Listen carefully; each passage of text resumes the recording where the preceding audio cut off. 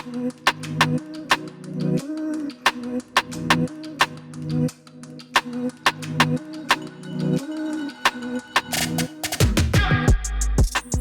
everyone, welcome to Empathy Week.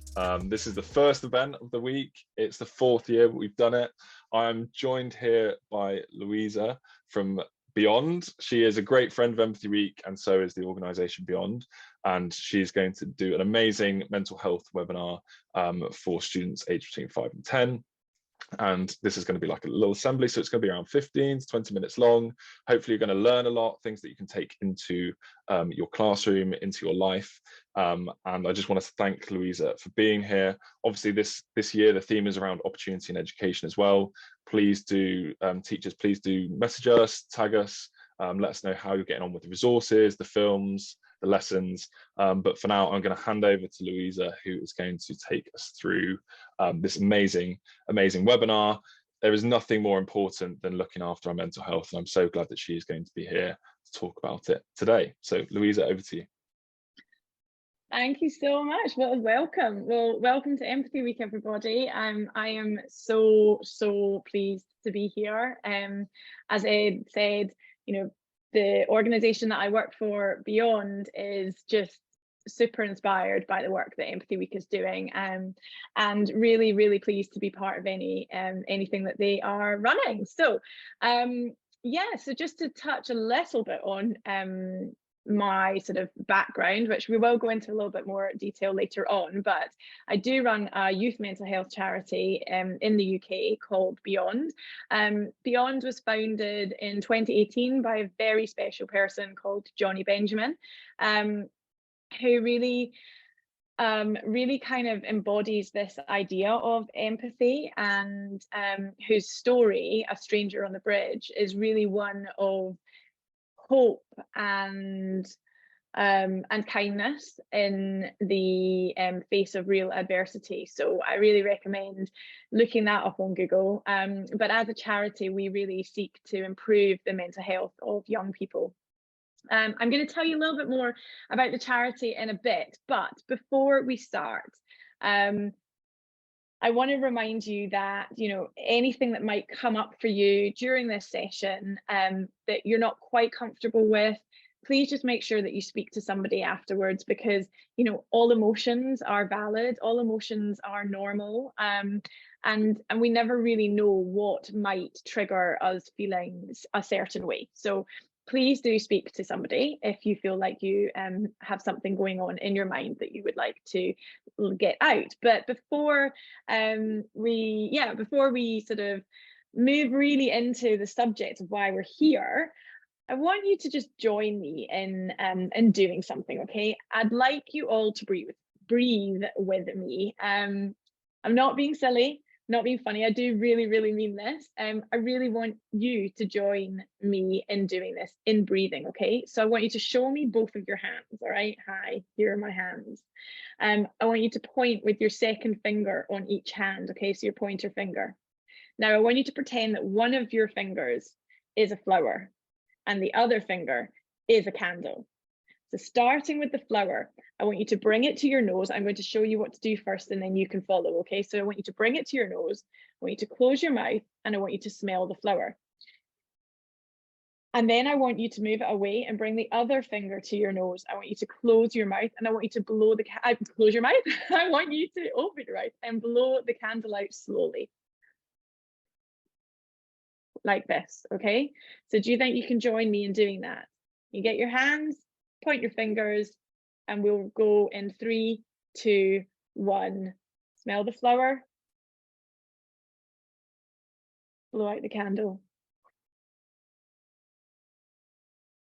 And we'll do it again. Smell the flower.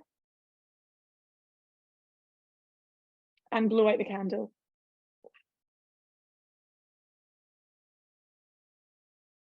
Really good. So I want to ask you, how do you feel? Do you feel a little bit more relaxed?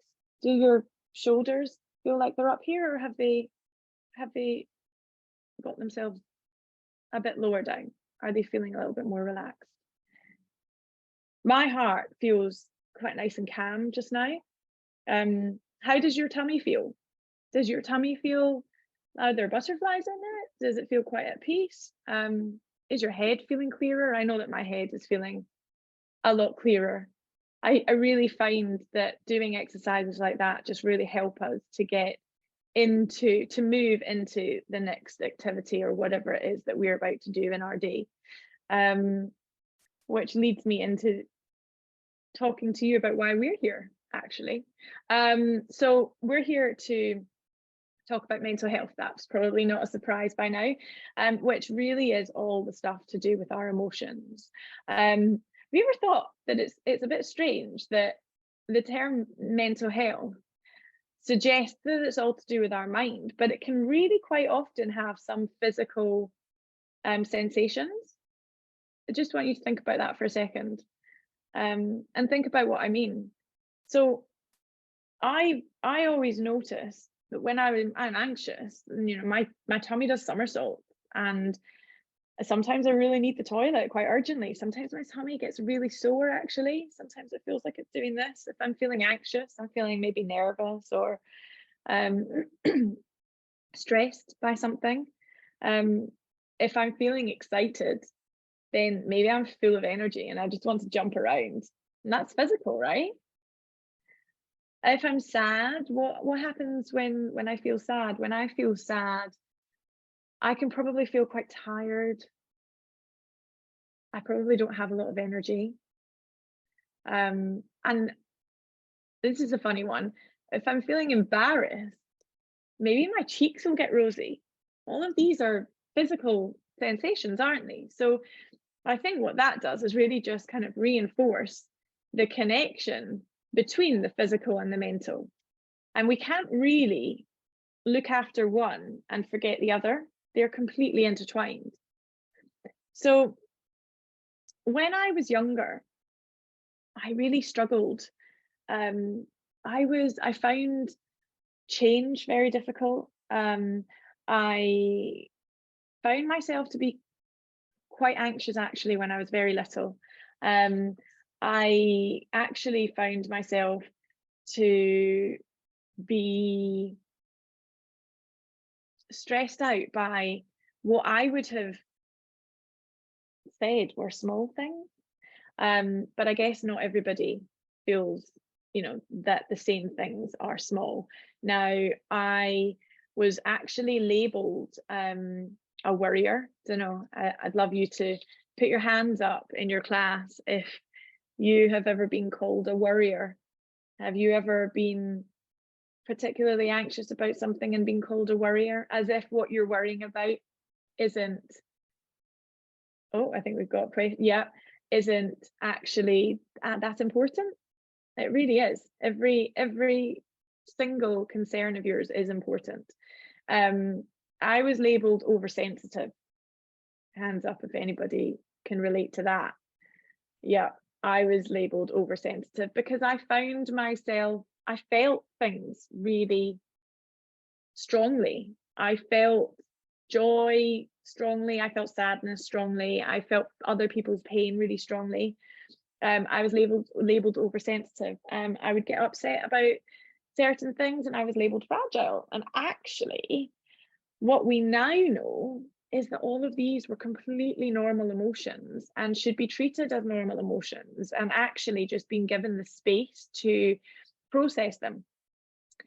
So I now reflect on my past as I guess with a great deal of interest, because everything that I've learned in the job that I now do, running a youth mental health charity, and with my own personal experience in mental health, I do realize that it's interesting from the point of view of we have moved on. The world has moved on from, hopefully, from labeling people in this kind of a way to maybe a more empathetic view of what people are going through. When I was in my early teens, so when I was about 13, I had something called IBS, which is irritable bowel syndrome. And that is really something that is painful and uncomfortable, and that happens in your stomach. Now, as a 13-year-old, I didn't really want to talk to anybody about this. But again, it was triggered, the physical experiences of IBS were triggered very, very deeply by mental health. So if I was stressed or if I was anxious, then my IBS would flare up. I went to university and I experienced panic attacks. So I don't know if you have experienced what a panic attack might be. Please raise your hand if you've experienced panic attacks in the past. Yeah. Well, panic attacks can be quite unpleasant, but they do pass, and that's really, really important to let you know. So panic attacks are sometimes when your heart might start beating really, really fast. Maybe your tummy feels like it's all tied up in knots. Maybe you feel like you can't quite catch your breath. What's really important with panic attacks is that actually we try to regulate our breathing. So by doing an exercise a bit like the flower and the candle, to try to get ourselves into a more even space. But really, I experienced a lot of panic attacks when I was at university, and then actually when I was in my late 20s, when I was 28, I experienced an incredibly severe depressive episode. So I'd love you to have a think about what you might describe as depression. If somebody asked you how to describe it, have a little think about what that would be.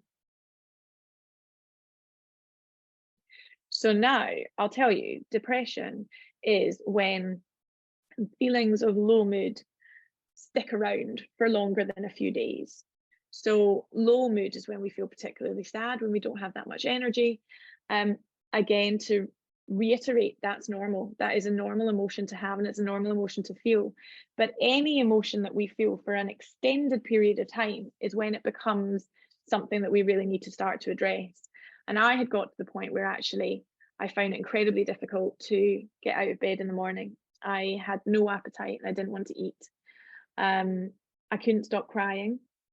There was a lot that I found incredibly difficult, and there were some events in my life that triggered this depressive episode, but I ended up in hospital. Thankfully was able to get the help that I needed. This really was after getting to a place where I didn't really know if I was ever going to know how to be happy again. And I tried lots of different types of therapy, which is something that we often talk about when we're talking about mental health. I tried to speak to loads of different types of people, but really the right help came at the right time. And it was through a combination of therapy and medication that I actually got better. So let's move on to what Beyond does. Beyond is an organisation that really helps young people to access the help and support that they need at the time that they need it the most. We're made up of an incredible group of volunteer contributors who share their own experiences with people like you, so that you don't need to feel so alone in what you might be feeling. We host a national festival, bit similar to this one. They're both brilliant, by the way, so that we can make sure that teachers have everything they need to support not only their own well-being, but also yours. So if we think about what we need in order to look after our mental health, and what that might mean. So I want you to have a little think about what looking after your mental health means to you, because it can look like something different to everybody. So just take a couple of seconds and ask yourself, what does looking after my mental health actually look like to me?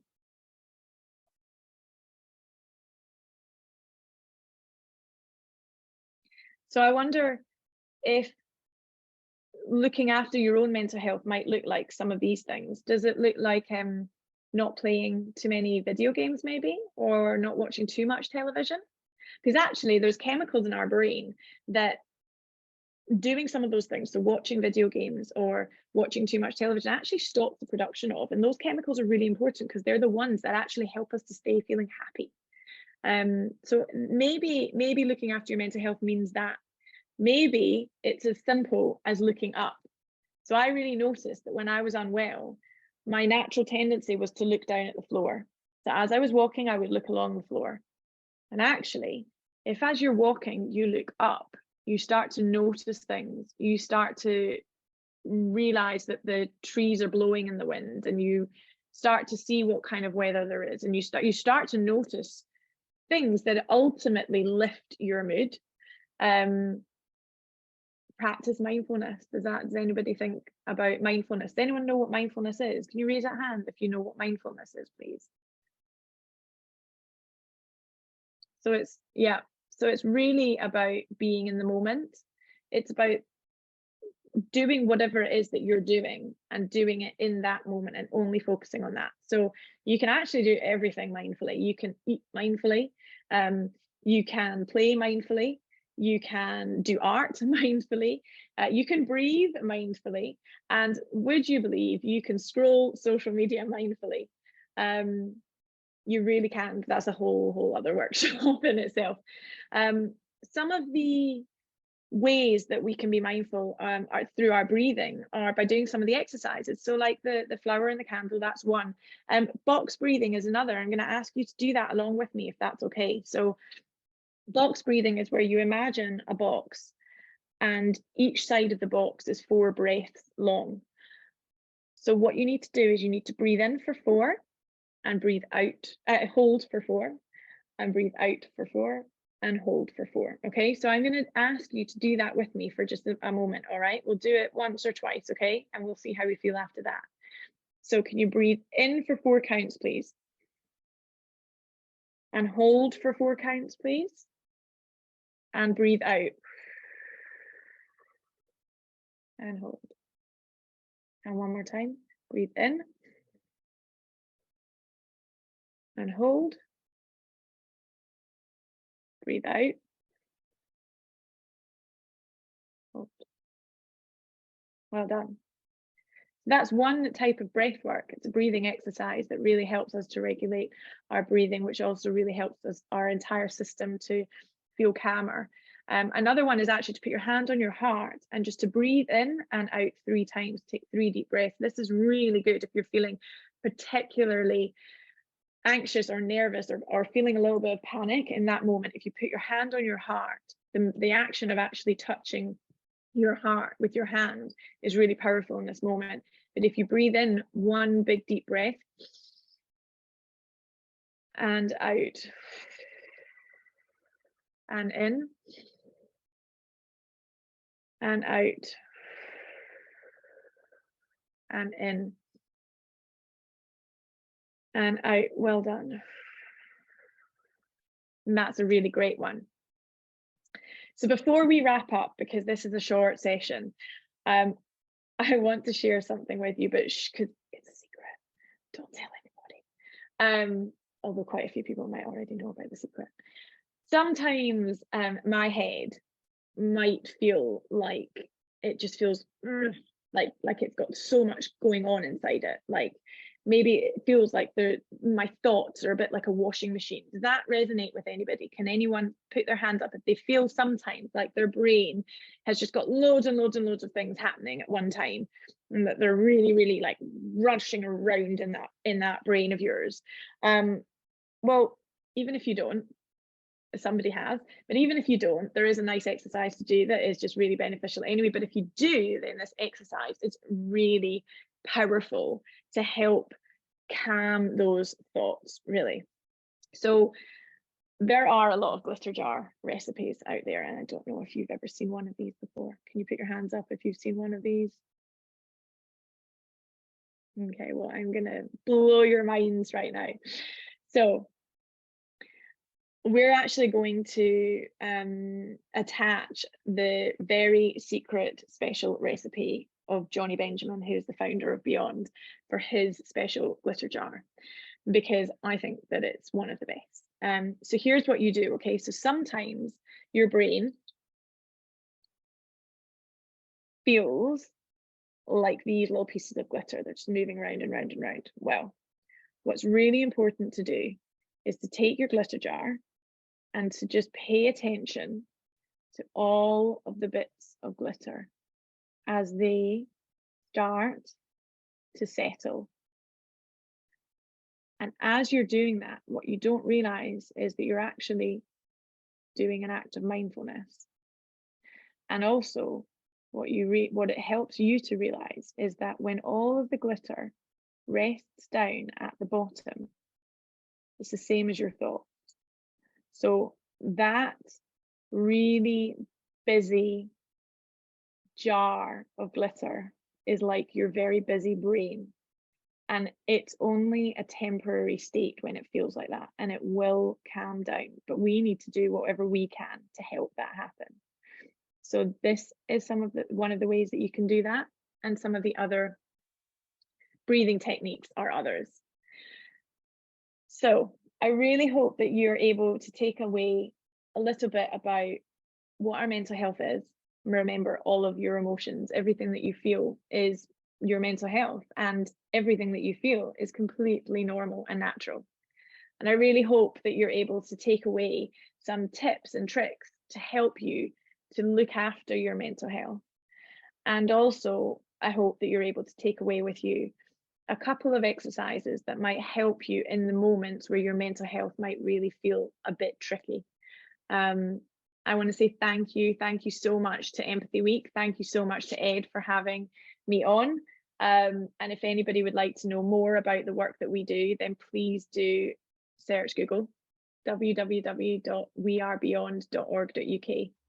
And in the meantime, I'm going to tell you goodbye. Have an amazing week. I hope you take a lot from it, and thank you so much for watching.